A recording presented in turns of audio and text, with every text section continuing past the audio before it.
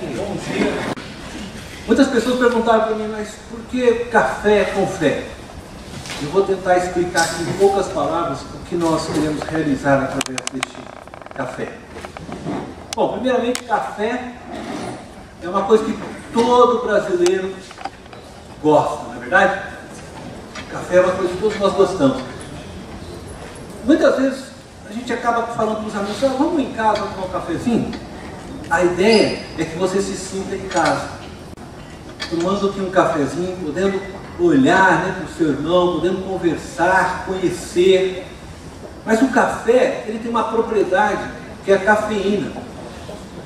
Quando você vai dormir, você não toma café, não é verdade? Por quê?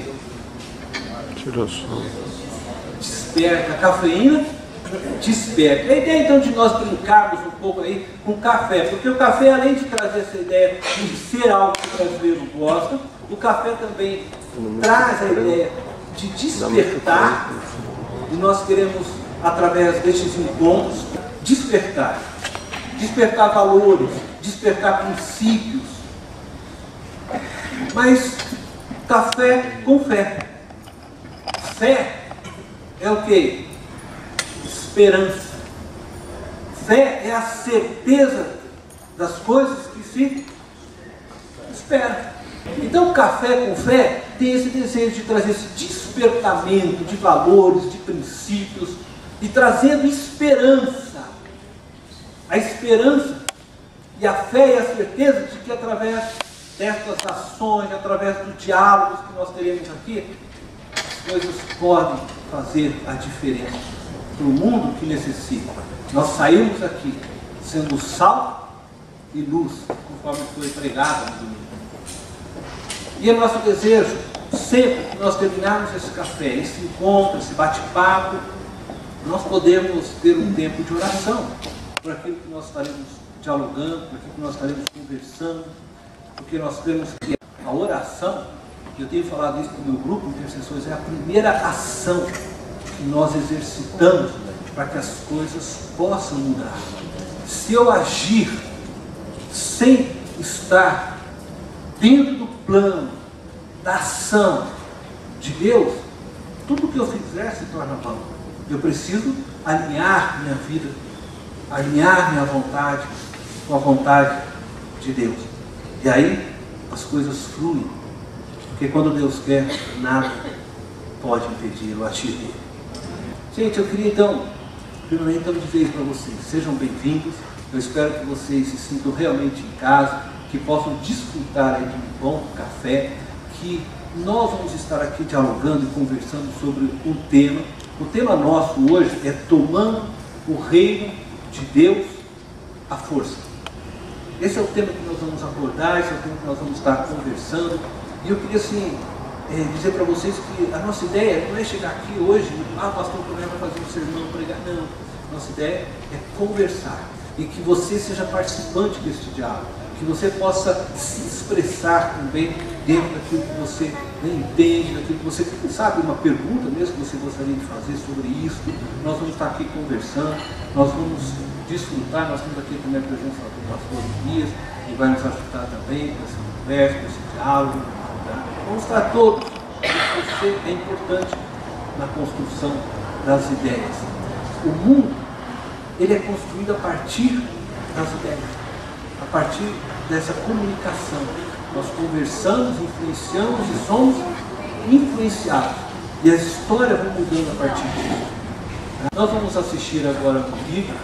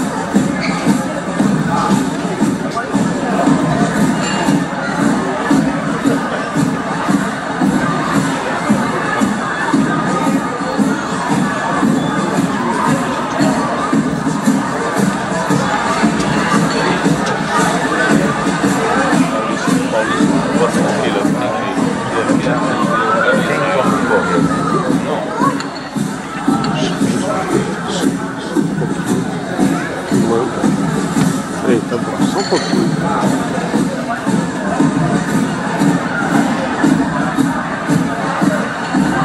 Tá mandando. Aí tá mandando pra lá, né? Tá mandando pra lá? Não, tá mandando daqui, eu só tô filmando.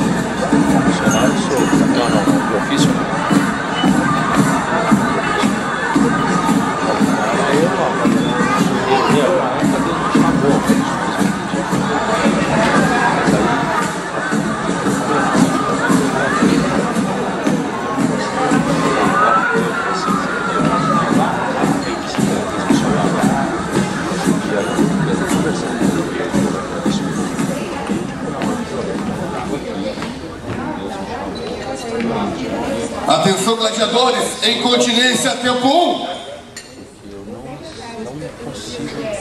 Tempo 2. Atenção, gladiadores, para a oração dos gladiadores.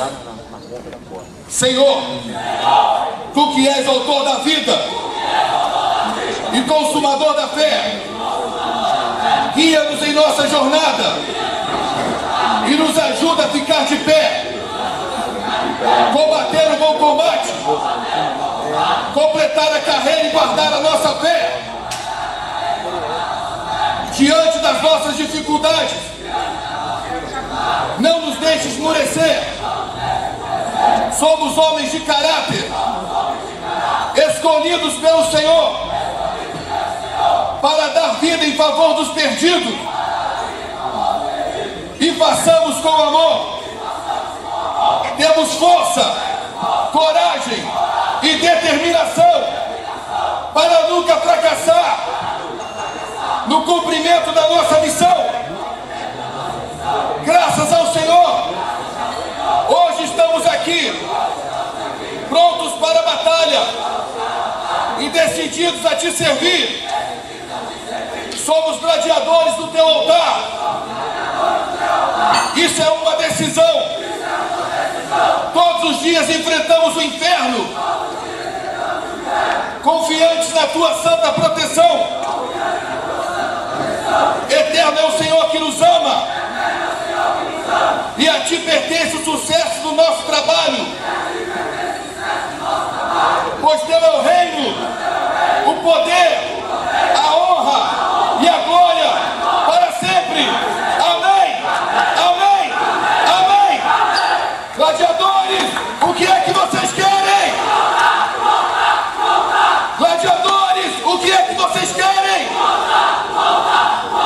Gladiadores, o que é que vocês querem?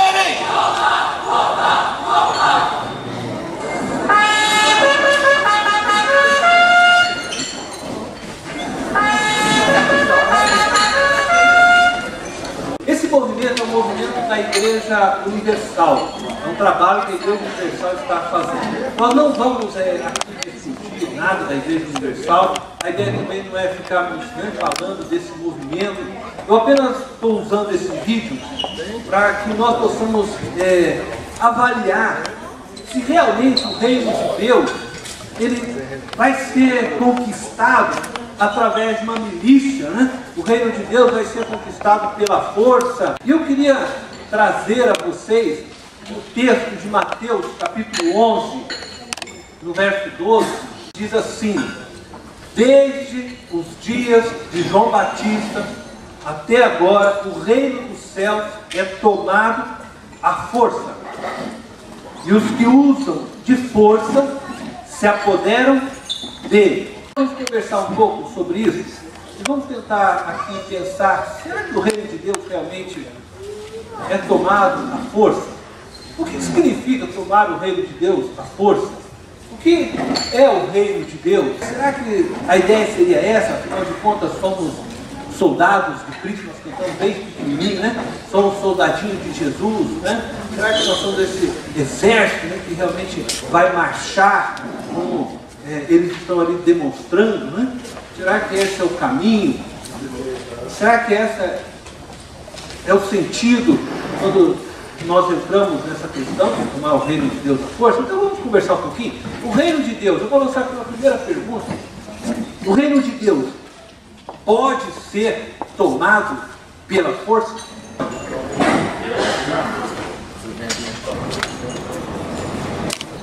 Pastor Elisa?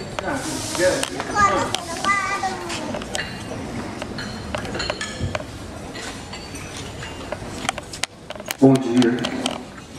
Bom, a pergunta então é se o reino de Deus pode ser tomado à força, né? Eu acho que depende de quem, né? Quando nós pensamos em reino de Deus, esse reino já tem um dono, na verdade tem um rei, né? Que é o próprio Deus. O reino pertence a ele. O reino é o reino de Deus. Quando nós olhamos para o Velho Testamento, lá no livro de Daniel, tem uma visão de uma estátua que representa vários reinos. Então, uma parte é de ouro, eu não lembro de fora agora, uma parte é de bronze, outra de prata, ferro, e os pés são de barro. E aí de repente vem uma pedra do céu que não é lançado por mãos humanas e destrói toda aquela estátua. E aí eu vou ler um pedacinho do trecho de Daniel, que diz assim: na época desses reis, o Deus dos céus estabelecerá um reino que jamais será destruído e que nunca será dominado por nenhum outro povo. Destruirá todos esses reinos e os exterminará, mas esse reino durará para sempre. Esse é o significado da visão da pedra que se soltou de uma montanha sem o auxílio de mãos, pedra que esmigalhou o ferro, o bronze, o barro, a prata e o ouro. O Deus poderoso mostrou ao rei o que acontecerá no futuro. O sonho é verdadeiro e a interpretação é fiel. Então existe um rei, que é Deus. Ele lança uma pedra que é o reino de Deus, que destrói todos os outros reinos. E isso, ao meu entender, é a força que destrói os outros reinos. E aí um dia nós teremos um reino de Deus que reinará para todo o sempre, né? Então sim, eu creio que é por uma certa força, uma violência que vem de Deus, consumindo os outros reinos, estabelecendo o reino de Deus para todo o sempre. A Bíblia fala também que Jesus fala que a porta do inferno não vai prevalecer contra a sua igreja. Então significa que se as portas não vão prevalecer, porque tem alguém forçando a entrada. Então vai ter uma força que vai entrar na porta do inferno. Então significa que a igreja ela tem que invadir os campos do inimigo mesmo, entrar por as portas, tem que esteja arrombando essa porta para libertar vidas. Então tem que ser por força também. Alguém mais quer comentar? Nessa mesma linha aqui do Osanias, eu vejo que não é essa força no sentido, o pastor vai dizer, toda a força é de Deus. Mas nessa linha aqui da igreja em si, de uma certa forma, a gente é colocado uma força física, o fato de você ter que enfrentar um ministério, por exemplo, é um desgaste físico enorme que você coloca isso à disposição do reino de Deus. trabalho, da evangelização, do grupo de célula, do trabalho do pastoreio da igreja, o pastor em si, o missionário, no campo, ele se desgasta fisicamente. Então eu vejo que Jesus está falando desse tipo de força aí. Eu não posso ficar parado na minha rede, na minha cama lá e achar que tudo vai acontecer só pela oração, pela fé. É preciso que isso aconteça. Então eu acho que essa invasão da igreja é nesse contexto, eu vejo nessa linha. Eu poderia perguntar então assim, dentro do que vocês estão procurando, Jesus usou de força na implantação do reino? A Bíblia fala que a nossa luta não é carnal, né? Mas é contra as potestades e tal. Então, eu acho que é uma guerra espiritual. A gente luta contra as forças do inferno. Então a igreja está em combate. Mas é num plano espiritual, porque se a gente pensar diferente, a gente vai se assemelhar ao islamismo, que quer tomar, né, o poder, implantar a religião na vida das pessoas, matando todos que se opõem. E isso a gente não tem nada a ver com o Evangelho de Jesus. Então, no meu entendimento, a gente vive sim uma guerra, é tomado à força, né, porque o inimigo usurpou.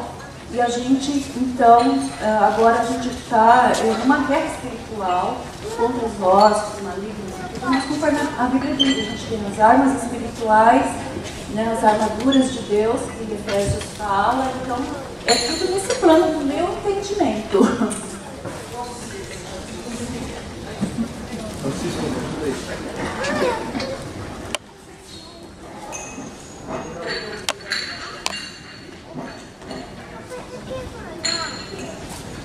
Para seguir o raciocínio aqui da irmã, como a Bíblia diz, né, que nossa guerra não é contra a carne e sangue, mas sim contra as potestades do ar, né, as religiões, né, do diabo mesmo. Aí eu lembrei também daquela parte em que Cristo pediu para que os discípulos orassem, né, os discípulos, não, parece que foi João, Pedro, né, na hora ele ia ser preso para passar pelo flagelo, pela situação, e Jesus pediu para que eles orassem, né, com ele, porque eles estavam angustiados. E naquele momento eles não conseguiram, eles dormiram. Né? E ali eu entendo que se travou realmente uma guerra espiritual. E a luta, eu entendo que a nossa luta é através da oração mesmo. Assim, a gente fala muito de oração, mas eu tenho percebido, uma das coisas mais difíceis para nós, os cristãos, é estarmos orando. Né? Tirar um tempo realmente para estar orando, para estar intercedendo, para estar guerreando. Eu vejo isso por mim, porque eu tenho meu momento de oração, eu gosto de fazer isso à noite, e às vezes estou muito cansada, vem um peso, vem um cansaço, vem um sono, e assim, e se não for pela força mesmo, a gente está se levantando e está deixando essa parte de lado e está orando, eu acho que a gente não consegue o reino realmente, não vai vocês disseram no começo, né, tomar o reino à força.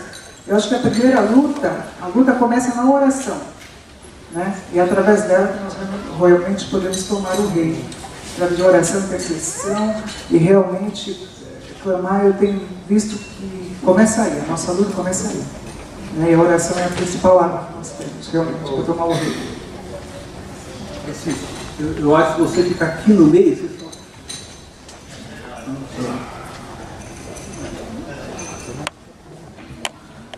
Então, eu compreendo que a nossa luta não é contra a carne e o sangue, né? E eu compreendo que nós devemos orar, nós devemos não nos conformar, a Bíblia fala, né, que nós não devemos nos conformar com os males desse século, mas olhar sempre para as pessoas, para as coisas que estão acontecendo lá fora, com o olhar de Jesus, de transformação. Então, através da oração, através da fé, né? Porque há transformações. Então, Eu acredito que o reino dos céus é tomado à força, sim, mas nesse contexto espiritual.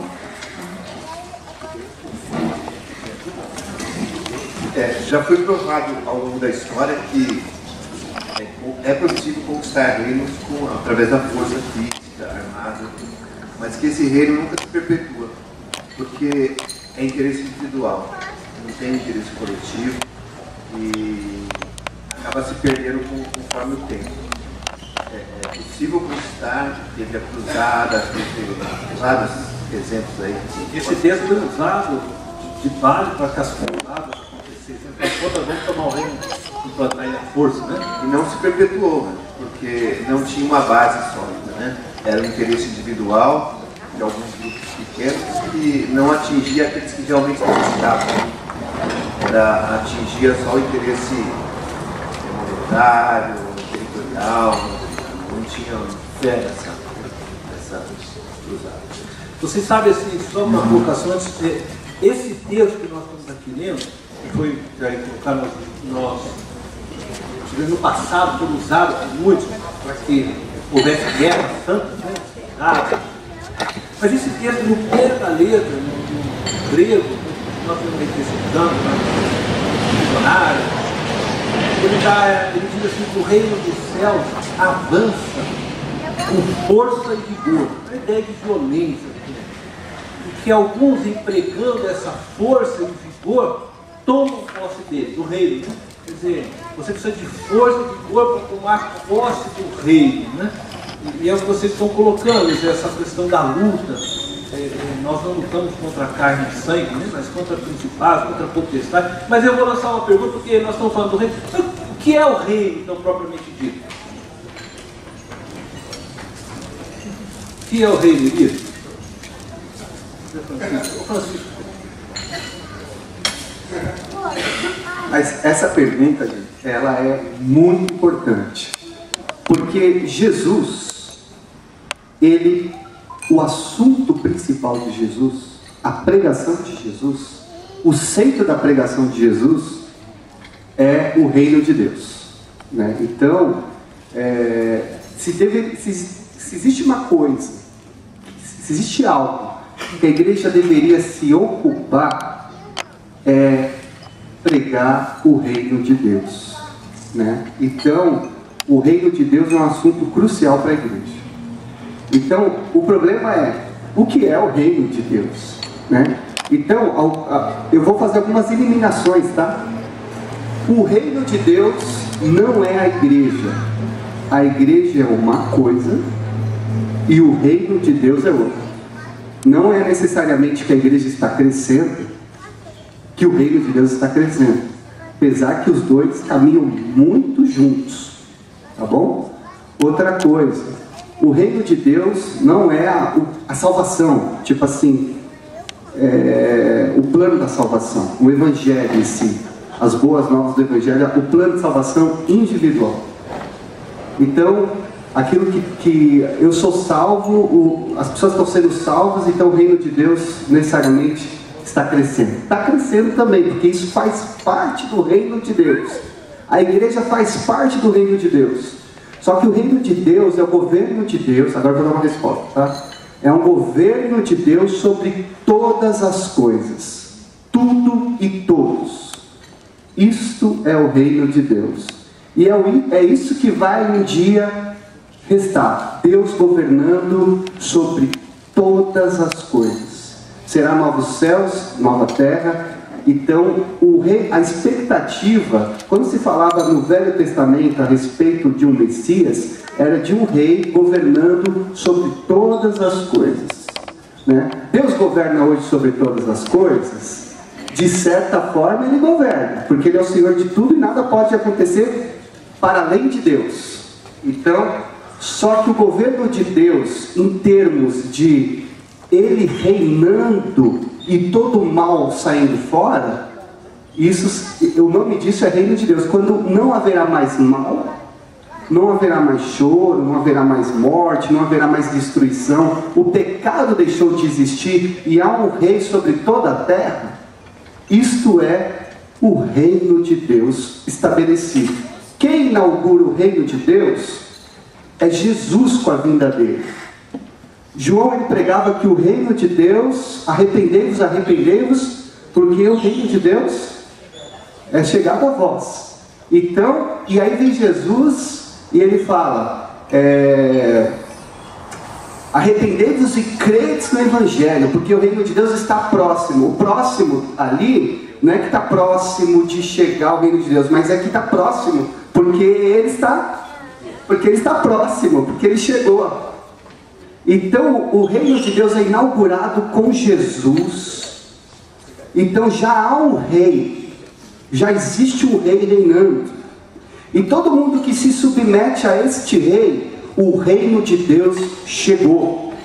Então se a sua casa estava totalmente desalinhada, totalmente destruída por vícios, por brigas, aí você se converte, amém? Então o rei começou a reinar na sua vida. Aí você larga a bebida, para de bater na esposa, e aí o governo de Deus chega na sua casa. E aí você começa a pregar para o seu vizinho, e ele também se converte, e a casa dele também entra em ordem. O reino de Deus se estabeleceu na casa do vizinho e na sua casa. Vamos supor que o reino de Deus se espalhe pelo bairro, e aí vocês começam a limpar a rua, vocês começam a cuidar das crianças, vocês vão lá e começa a transformar aquela comunidade. Economiza água, começa a colocar as coisas em ordem, começa a viver uma ética cristã. É o reino de Deus se estabelecendo de outras formas. É o governo de Deus tomando posse de todas as coisas e o mal tendo que cair, tendo que retroceder. O reino de Deus precisa chegar lá em Brasília e limpar toda aquela bagunça, entendeu? Então esse é o reino de Deus e esse é o reino que um dia vai chegar, por completo. Amém. Na linguagem paulina, Paulo diz que o reino de Deus não é comida, nem bebida, mas é o quê? Justiça, paz, alegria. O que você imagina que caracteriza Deus? Misericórdia, não é isso? Bondade, isso é o reino de Deus, amor. Mas se nós, foi falado aqui, devemos usar da força, isso que nós entendemos, que é então eu usar dessa força para tomar posse do reino, como isso tudo que o Elias colocou, como Jesus é o rei, como ele governa, porque às vezes assim, a gente coloca lá na placa, né? 100% com Jesus, você entra numa cidade, eu fui nas férias, né? Para Paraty com a minha esposa, a gente, você entra logo assim com a minha família, meus filhos, você entra lá na cidade, a gente tem serviço para todo lado. E né, a cidade de Jesus. Mas como é que você vai entender realmente a cidade de Jesus? Como é que o reino de Deus também está estabelecido em um determinado local? Como é que o reino de Deus está estabelecendo nossas vidas, né? Como foi colocado na vida da igreja? Quer dizer, como é que é isso? Como que a gente estabelece, como é que a gente firma nesses valores do reino? Afinal de contas, por exemplo, comida e bebida, isso é algo concreto. Então, se fosse comida e bebida, eu já estou dando o reino de Deus para vocês aqui hoje. A igreja está dando o reino de Deus, né? Vocês estão comendo e bebendo. Mas não é algo concreto. O reino de Deus é justiça, é paz, isso não é concreto. Como é que nós estabelecemos essas coisas? Como nós fazemos com que o reino, então, seja implantado na vida das pessoas, no seu dia a dia, de uma maneira mais prática, né? Como é que faria? Como é que você faria, Daniel?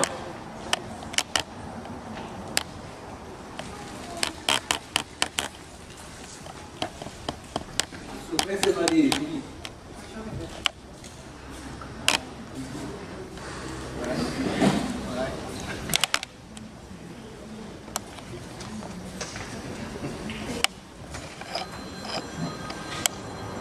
Ninguém? Fazer a pergunta? O Elias falou assim que não se confunde com a salvação, né? Assim, com a pregação das boas novas com o Evangelho, né? Não se confunde. A minha pergunta é assim, porque o exemplo prático que você deu foi exatamente esse, o Evangelho chegando e transformando a casa, a pessoa. Então eu entendo que seria assim, né, a salvação. E a salvação acompanhada mesmo de uma submissão ao senhorio de Cristo. Então, Eu resumi o reino de Deus hoje, aqui entre nós, como a vida se rendendo ao Senhor, ao Senhor Jesus, como Salvador e como Senhor, então transformando a vida dela e trazendo reino, né? E ela tem sim esse poder de combater o mal, combater as trevas, fazendo recuar na vida dela. Entendeu? Tudo que você falou que não é nesse conceito também de conversão, eu não vejo como não ser. No reino de Deus eu acho que É que existe um problema em termos de história assim da igreja, de concepção de salvação, né? Então por isso que eu queria fazer uma distinção. A pessoa ela às vezes vê algo só espiritualizado em termos de reino de Deus. Meu coração, eu fui salvo, o reino de Deus está dentro de mim e basta. Não consegue enxergar além disso o que o reino de Deus faz em termos também na vida social, a transformação de Deus em todas as outras coisas. É como se Deus é o Senhor não só da minha vida espiritual, por isso que eu falei assim, abrange a salvação. O reino de Deus, ele abrange a salvação, mas ele não se restringe só o fato de eu ser salvo. Quer dizer, não é porque agora a minha alma nos diz respeito só a minha vida para o céu, agora eu vou para o céu. Não, é mais, é além disso. É o governo de Deus avançando sobre todas as coisas. Tá bom? Então é nesse sentido que eu queria. Espero ter ficado. Respondendo a pergunta do pastor, eu acho que assim, ele perguntou como que a gente deve, eu acho que deve aceitar Jesus e viver de acordo com a doutrina. E o pastor acabou de falar, não adianta eu me salvar e não fiz nada para quem está em torno de mim. Eu estou salvo. E minha esposa, meus filhos. Eu salvei só eu pego o bote, o navio está afundando, eu pulo no bote e levo, salvo sozinho, né? Não levo ninguém. Então, complementando o que você falou, eu estou salvo, mas não é só isso, tem mais em torno, né? Também quero completar, a minha resposta para ficar um pouco mais clara, eu vou completar de outro jeito, tá bom? Você vai na casa de alguém evangelizar, chega lá, é um casebre, a casa daquela pessoa. A pessoa, ela está com fome, com sede, com frio. As crianças estão brigando no esgoto. Você é um embaixador de um reino. É um reino de justiça, é um reino de paz. Aí você chega naquela casa e leva um folheto explicando a respeito da salvação. Aquela pessoa, ela lê aquele folheto e quer entregar a vida a Jesus. Você tem duas opções. Fala assim, missão cumprida. Ela vai aceitar Jesus aqui junto comigo, ela vai repetir a minha oração e eu vou embora, glória a Deus. Ou você pode falar assim, o reino de Deus chegou. Eu vim trazer muito mais de todas as coisas aqui que você está precisando. Então, ó, a gente vai ajudar a reformar a sua casa, a gente vai tentar arrumar emprego para o seu marido, a gente vai trazer agasalho para a sua criança, você vai fazer a oração comigo e vai fazer parte da igreja de Cristo, porque o reino de Deus chegou para salvar você, trazer transformação, converter, acabar com o pecado que há aí na sua casa, mas também veio trazer justiça, paz, veio te trazer um abraço e veio trazer toda a transformação que você precisa. O reino do bem, o reino de Deus chegou.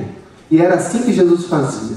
Jesus, por onde ele andava, o versículo nosso do ano passado, ele fazia o bem. O bem é sinal. Os milagres de Jesus são sinais. Não são só milagres, são sinais de que chegou uma nova ordem, que o rei chegou, trazendo vida, transformação em todos os aspectos da vida do homem, né? Então não veio só trazer salvação espiritual, mas Jesus, o que tu queres que eu te faça? Eu quero voltar a ver. Então veja, Jesus foi trazendo, expulsando o demônio, né? Foi trazendo cura. Esse é o reino de Deus. A igreja tem que se preocupar com a salvação, mas ela também tem que se preocupar com o reino de Deus.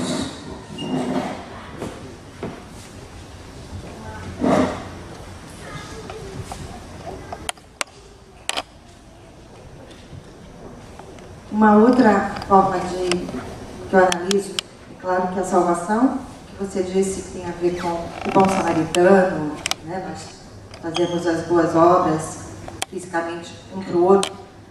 Eu ainda vejo que a gente tem aqui o dia a dia, dentro da nossa, além de não bater na esposa, né? Não chutar o cachorro e coisas do gênero, tem a ver também com no dia a dia eu, enquanto cidadão, dentro do meu trabalho. Vou dar um exemplo.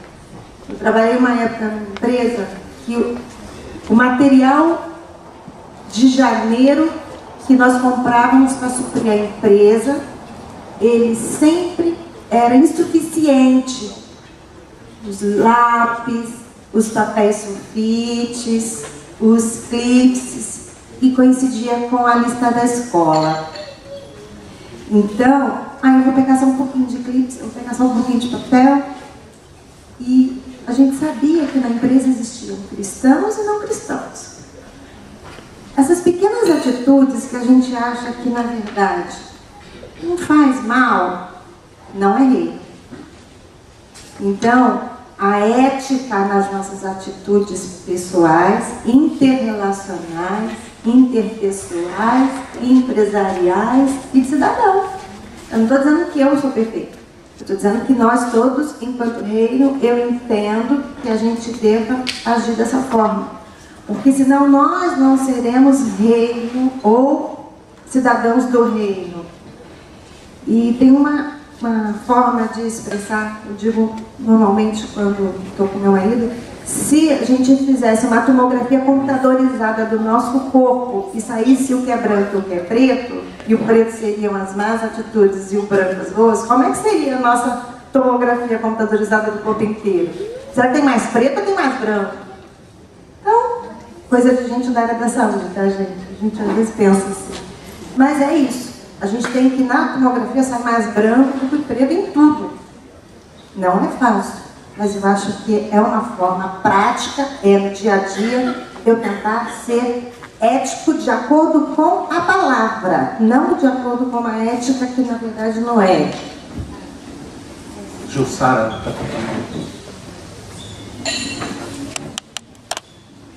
Bom dia, irmãos. Tudo isso é verdade. O Ricardo, inclusive, estava aqui comentando que, em relação às boas obras, né, a ética, a gente conhece isso e nem necessariamente as pessoas que têm essas atitudes conhecem o nosso Deus, né? Isso é um ponto. E eu acho que, para nós, começa o reino no momento em que nós nos aproximamos de Deus e conhecemos a Deus. Eu acho que é assim, o principal ponto. Porque aí a gente vai conhecer a vontade de Deus. E aí sim, tudo que nós fizermos vai estar alinhado ao reino. O Reinaldo vai falar, depois gente, eu vou pegar aqui a palavra, eu quero fazer um fechamento com vocês e nós vamos orar aí, né? Pode falar, depois o Reinaldo. Bem, primeiro, bom dia a todos. Eu gostaria de fazer uma simples análise, um resumo do que eu entendi, do que eu entendo, por força, primeiro. O que é força? Né? Por que tomar da força? Eu creio que é a força do amor. Porque sem o amor, como diz o apóstolo Paulo lá, né, em Coríntios, nós podemos fazer qualquer coisa, tudo que nós fizermos não terá sentido nenhum, não terá valor nenhum se não for através do amor.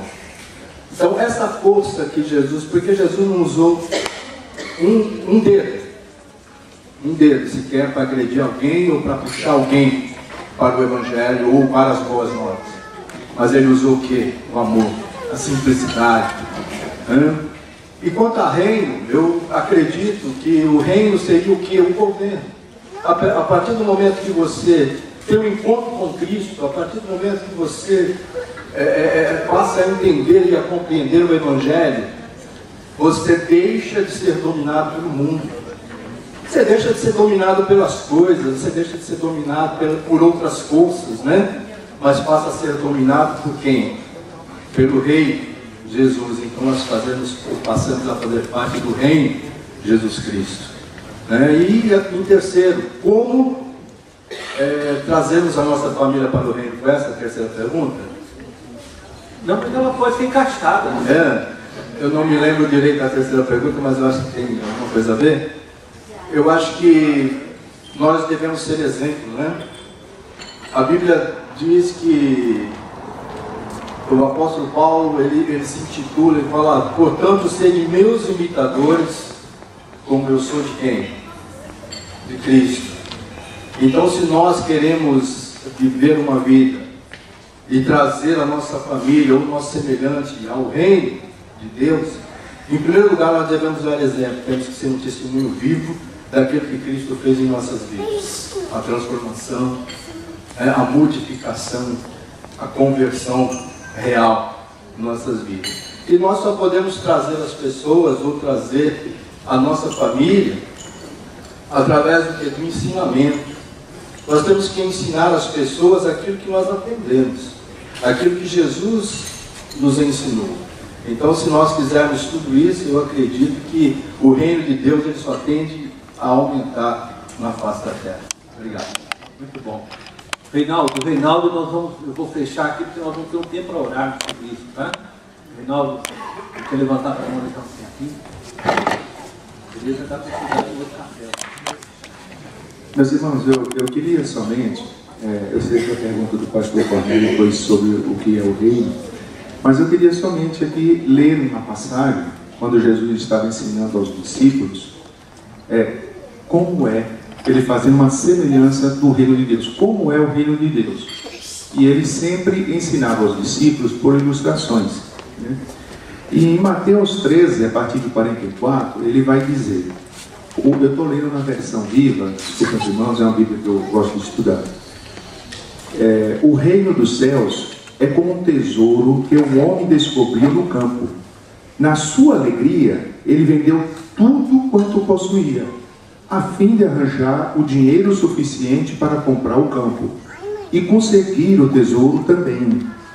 Ainda, o reino do céu é como um negociante de pérolas em busca de pérolas escolhidas. Ele descobriu uma pérola de grande valor e vendeu tudo o que tinha para adquiri-la. Ainda, o reino dos céus pode ser ilustrado por um pescador. Ele lança a rede na água e junta peixes de todas as qualidades, bons e ruins. Quando a rede está cheia, ele a arrasta para a praia, senta-se e separa nos caixotes os que servem para comer e joga fora os outros. Quando eu estava na escola bíblica, uma das lições que estavam sendo ensinadas pelo professor na época, sobre o reino dos céus, ele nos passou esse texto e nos deixou entender, e entendemos assim, de que o reino é você exatamente, aqui como ele cita, você, quando encontra, você faz de tudo para você adquirir esse reino. Né? Como está dito aqui, você vende tudo que você tem para adquirir aquele campo, porque você sabe que ali tem o reino dos céus. Então, eu entendo, é uma conversão, você está sob o domínio das trevas. Quando você encontra o reino de Deus, como você sabe onde está o reino de Deus, você passa por uma conversão, ou seja, você passa a ter um novo caminho. Você não quer mais aquele caminho. E aí, obviamente, se você encontra esse reino, você abre mão de tudo quanto você possuía. Né? Eu não estou aqui, obviamente, dizendo, olha, venda tudo quanto você tem. Não, mas você passa a ter uma nova mentalidade. Então, no momento que você deixa o Espírito, da liberdade ao Espírito dentro de você, tudo que o pastor Elias falou, isso vai acontecer naturalmente. Você vai ter desejo de ajudar o próximo, porque foi isso que Jesus disse nos seus 2 mandamentos fundamentais, né? Amar a Deus e ao próximo. Então, se você receber o reino de Deus dentro de você, você passa a ter desejo de amar o próximo, de fazer o bem às pessoas, de querer compartilhar esse reino que você também encontrou com outras pessoas, com a sua família, enfim. Então, o reino de Deus, eu entendi como está aqui no ensinamento de Jesus aos discípulos, como isso. Algo que você não sabia onde estava, onde tinha, e de repente você encontrou. E quando você encontra, você quer possuir aquilo. Possuir no sentido, né, você quer ter aquilo. E no momento que você tem, você passa a ser a pessoa totalmente diferente, uma vida diferente daquela que você levava. Deixa eu concluir, gente. Eu quero dizer que algo no meu coração, na minha mente, que não era pensado, mas diante de tudo que vocês colocaram, eu queria fechar com isso. Primeiro, eu gostaria de chamar você para olhar um pouquinho para o Antigo Testamento e entender que quando Deus desejou estabelecer o seu reino, ele pegou uma nação que chama-se Israel, e através dessa nação Deus estabeleceu 3 ofícios. Com esses 3 ofícios, Deus pretendia fazer com que o reino fosse implantado sobre a terra. A nação de Israel era para ser bênção para todas as nações. Desde chamado Abraão, não é esse? Abraão, você será bendito, não é isso? Todas as famílias. A partir de você agora, todas as famílias serão benditas. E Deus estabeleceu para esse povo três ofícios. Salvador, que estudou lá comigo, você sabe, né, Salvador? Sacerdote, profeta, rei. Três ofícios. Nesses 3 ofícios, o sacerdote, ele tinha a função de interceder. O sacerdote, ele fazia o papel de levar o povo a Deus. E aí ele apresentava o pecado do povo, ia pedir perdão, tudo aquilo que o povo, né, desejava, a adoração. Ele entrava na presença de Deus, ele levava o povo a Deus. O profeta, ele fazia o papel inverso. O profeta, ele ouvia o que Deus tinha de direção para o povo, de ensino, e ele vinha e falava em nome de Deus. Então o sacerdote levava o povo a Deus, fazia o papel dele como intercessor. O profeta, ele falava em nome de Deus para o povo. Então ele trazia às vezes a correção de Deus, ele trazia uma palavra de esperança da parte de Deus, mas ele falava em nome de Deus. E existia o outro ofício, que era do rei. O rei é o ofício da autoridade, né? Aquele que vem para servir. Porque o rei, ele não existe para ser servido. O rei, ele existe para servir, para fazer com que todos os seus súditos possam viver debaixo de justiça, de paz, de alegria. A autoridade concedida ao rei Davi, a autoridade concedida ao rei Saul, né, Salomão, era para que eles fizessem com que a vontade de Deus e o reino de Deus, que é justiça, que é paz, fosse estabelecida dentro de Israel. O rei deu a autoridade para isso. Jesus, quando veio, Jesus exerceu os 3 ofícios. Jesus foi sacerdote, e não só sacerdote, como ele foi o próprio sacrifício, né? Ele foi interceder diante do Pai, mas também ofereceu a si mesmo como sacrifício, né, para que nós pudéssemos obter salvação. Mas Jesus também foi profeta. Jesus foi profeta porque ele veio e ensinou os valores e princípios do reino de Deus. Ele falava em nome do Pai e ensinava as verdades do Pai. E Jesus é o rei, né, que vem para estabelecer a justiça, para fazer com que o povo encontre paz, para que o povo tenha alegria, para que tudo isso que são valores que ele ensinou como profeta do Pai se torne uma realidade na vida de cada um de nós. Então Jesus é o rei e ele sujeita todas as coisas, né, debaixo dos seus pés. Aí nós temos aqui, que eu não vou entrar no tempo, aquela coisa toda, né, do ainda, né, e do já concretizado, mas espiritualmente Jesus consumou todas essas coisas, essas verdades. Bom, com isso eu quero concluir dizendo o seguinte: Jesus subiu, mas antes de subir ele disse o seguinte: assim como o Pai me enviou, eu vos envio. Ele nos enviou. Assim como o Pai, isto é, eu recebi do Pai esses exercícios do sacerdócio, do profeta, eu estou autorizando vocês agora a fazerem em meu nome. Por isso, tudo que nós fazemos em nome de Jesus. Hoje, nós somos os sacerdotes. Não está lá em 1 Pedro? Capítulo 2? Vós sois sacerdotes. Nós somos sacerdotes. Então, tudo que vocês falaram começa aqui. Nós intercedemos pelo povo diante de Deus. O povo está em trevas. O povo está perdido. O povo está na casa de Deus, mas ainda assim nós intercedemos. Nós nos colocamos diante de Deus a favor dessas pessoas. Nós exercemos o sacerdócio. Por outro lado, nós também somos chamados para continuar o ministério profético. A igreja, eu e você somos profetas que falamos também em nome de Deus. E que quando nós levamos o Evangelho, que foi falado, nós anunciamos Cristo, nós falamos da verdade do Evangelho, nós estamos fazendo o papel de profeta, eu e você. Quando nós pegamos a palavra de Deus e a traduzimos para aqueles que não estão conseguindo entender, nós estamos fazendo o papel de profeta, nós estamos falando em nome de Deus aquilo que Deus nos deixou para falar. Né? Ele disse, e pregai essa palavra. Então nós também exercemos esse papel de profeta. Então nós somos intercessores, nós somos profetas e nós somos reis? Não. Não somos reis. Às vezes a gente fala, nós somos, né, Jesus é o rei dos reis, mas nós somos, segundo a palavra do apóstolo Paulo, embaixadores do rei. Isto é, nós recebemos a autoridade do rei para vir e representá-lo.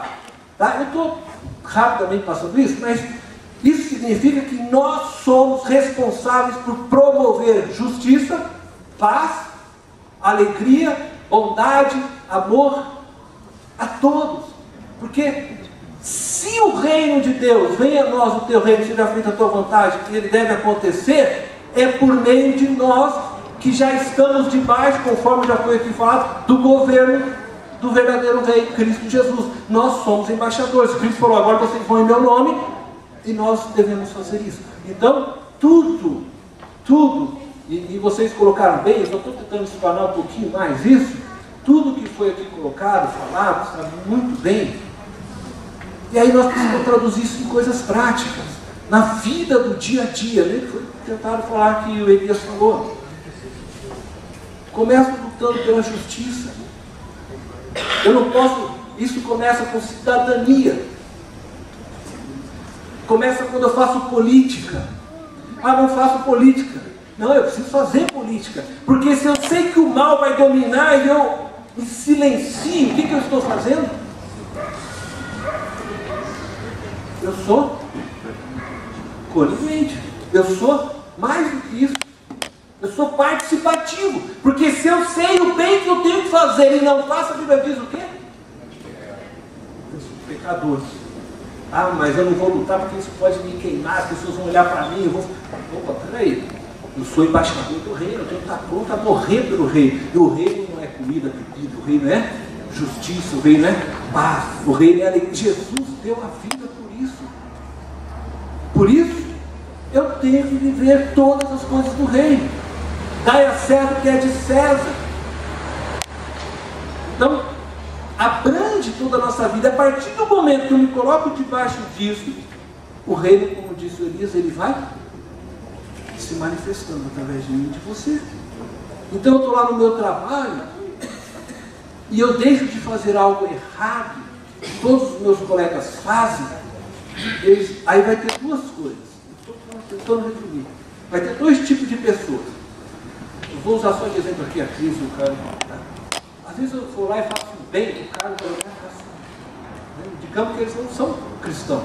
Ele vai olhar e falar assim, puxa vida, o Cornélio, ele tomou uma atitude muito boa. Ué, eu quero me aproximar dele, eu quero entender melhor por que ele fez essa escolha, sendo que todo mundo escolhe o caminho dele e escolheu lá. A Cristina, ela pode dizer assim, pô, esse cara eu não quero aqui, porque ele fez essa atitude. Não, ela quer continuar prosseguindo com todo mundo. Isso não acontece, isso é evangelho. Então, na medida que eu manifesto o bem, alguns vão falar, é isso que eu estou procurando, eu quero esse caminho da verdade, é isso que eu sinto anseio por isso, eu quero a luz. Outros vão rejeitar. Não, eu não quero, eu estou muito bem aqui, você não vem me atrapalhar, porque eu estou fazendo isso, estou ganhando, estou ficando. Você entende? Isso é evangelho. Então foi o que aconteceu com Jesus. Jesus anunciou, mas alguns resolveram crucificar ele, esse cara está perturbando a ordem. Né? Porque outros não, não, eu quero até Jesus, eu quero aprender com ele, eu quero ouvir mais. Isso vai acontecer com as nossas vidas. Por quê? Porque nós fomos chamados para ser sacerdote, nós fomos chamados para ser profeta, nós fomos chamados para ser rei. E aí eu quero fechar dizendo assim, quando nós vivemos isso, nós estamos sendo violentos contra o reino das trevas. Entende? Onde nós começamos? Nós estamos tomando o reino à força. Nós estamos levando e estendendo a força. Mas não é a força, como foi falado, é a força do amor, da verdade, da justiça, e as bandeiras de Deus. Não é a força de uma milícia. Não é a força quando eu vou sair batendo continência e vou invadir. Não. Mas essa força do amor, essa força do caráter, dos valores de Deus que vai entrando como um fermento, que vai fazer com que esse pão leve, que o reino cresça, como aquela árvore, assim, um grão de mostarda. É assim, é isso que é exercer. E por que a força? Nós conversávamos bastante isso aí. Por que a força? Porque você não faz isso se você não decidir fazer. Por isso o apóstolo Paulo diz, mortificai o quê? A vossa carne, mortificai as obras da carne, se despide do velho homem, andai no Espírito e vivei no Espírito. Vejam, são imperativos, na qual está dizendo que nós precisamos tomar posições. Nós podemos dizer, sim, Jesus é meu rei, sim, Jesus é meu salvador, mas continuarmos vivendo dentro dos velhos princípios. Então nós precisamos tomar atitudes novas. Amém? Gente, hoje assim, nós vamos parar, nós vamos ter um tempo de oração por isso. Nós precisamos sair daqui com a consciência, e eu gostaria, através desse diálogo, de que nós somos a diferença desta cidade de São Paulo. Nós somos a luz daqueles que estão perdidos. Mas começa dentro da minha casa, dentro do meu trabalho, dentro da escola, aonde eu estiver, eu devo assumir o papel da luta pela justiça, pela paz, pela verdade. Eu vou aqui rapidinho, alguns anos atrás, eu não vou dizer hoje, porque eu nem sei mais hoje como está, porque eu confesso que eu não tenho acompanhado, mas alguns anos atrás surgiu o movimento Greenpeace. De onde surgiu esse movimento? Não foi da igreja. Que pena. Porque esse movimento lutava pelo quê? Pela vida. Não foi da igreja. E aí a gente começa a olhar movimentos que vão surgindo de luta, de justiça, porque as pessoas, no fundo, elas estão buscando. Elas querem viver um mundo de justiça. Você ouve todo mundo falar que queremos viver um mundo da paz. Mas onde está a igreja? Onde nós estamos? E por que não nos inserimos naquilo que é de luta pela bandeira do reino de Deus? Não podemos simplesmente deitar, encostar nossas cabeças em travesseiros e ficar pensando, nossa, estão corrompendo. Aí as pessoas estão padecendo. Mas enquanto não atingiu minha casa, tudo na boa. Não. Nós somos portadores do reino. Nós temos que lutar pela justiça. E não é, igual eu falei, pegar em armas, não. Começa intercessor, sacerdócio, oração. Nós temos aqui uma jornada. Quero aproveitar e convidar vocês, dia 17 de março. É um movimento que a igreja tem para orar pela nação, orar pelos líderes, orar pela igreja. Começa aí, depois nós somos profeta. Quando você sair daqui hoje desse café, você lá fora é o profeta, aquele que fala em nome de Deus. E quando você estiver conversando com alguém, lembre-se disso, eu tenho Eu sou embaixador, eu falo em nome de Deus, falo com as pessoas em nome de Deus. Quando você estiver lá fora, lembre que você é o embaixador. Onde você estiver, lute por justiça. Você está vendo injustiça dentro da tua casa? Não, vamos estabelecer a justiça aqui. Você está vendo injustiça no teu trabalho? Vamos lutar pela justiça aqui. Quando você faz isso, você está marcando o reino de Deus ali. As escolhas fazem a diferença. Amém? Nós vamos ter um tempo de oração, então eu queria convidar você agora a orar sobre isso. Pense em você dentro disso, como esse intercessor, sacerdote, profeta, embaixador. Olha, queridos, depois nós vamos ter uma outra oração. Mas eu queria primeiro dar esse tempo. Você pode orar para 2 ou 3 se você desejar. Quem sabe você quer compartilhar um pouco dessa conversa nesse momento. Mas ore, não deixe de orar agora.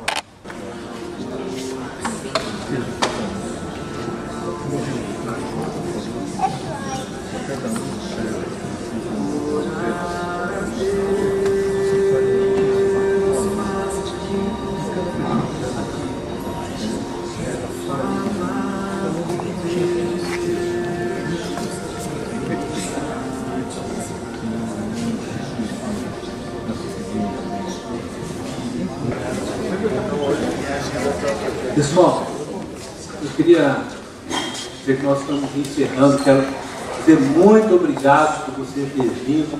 Mas antes de eu dizer aqui o tchau, né, Deus abençoe. Você está aqui hoje nessa manhã e você pode ter chegado aqui com o teu coração ainda quebrantado, tem algo que você gostaria de estar orando. Você pode ter vindo aqui, de repente, estar com alguém na sua casa, passando por luta, por dificuldade, você veio e quer receber uma oração. Eu queria pedir para os nossos irmãos, esse grupo todo que vocês estão vendo aí atrás, a equipe do Ministério Samaritano, aí essa equipe toda fazem parte, né, da intercessão, eles estão aqui para orar por você. Se você tem alguma necessidade, você tem algum problema, se você ou quem sabe você quer que ore pelo teu filho, é pelo irmão, pela mãe, alguém está passando uma dificuldade, você, eu peço a gentileza, pode chegar com qualquer um deles ali, eles vão interceder por você. Esse grupo faz parte também da nossa rede de oração, de intercessão, né? Que é um grupo menor na rede de oração que nós temos mais, mas eles também fazem parte. Quando você escreve lá seu pedido de oração, eles recebem, eles estão já orando pelos pedidos que você deposita. Então você pode, ainda hoje, se você tem algo, procurar ali, tá? Estão vendo, alguns estão uniformizados, não, outros não, mas eles fazem parte deste ministério. E eu queria dizer para vocês todos, essa equipe, muito obrigado por ter preparado este café, por ter nos, né, dado este tempo. Vocês são uma bênção, né?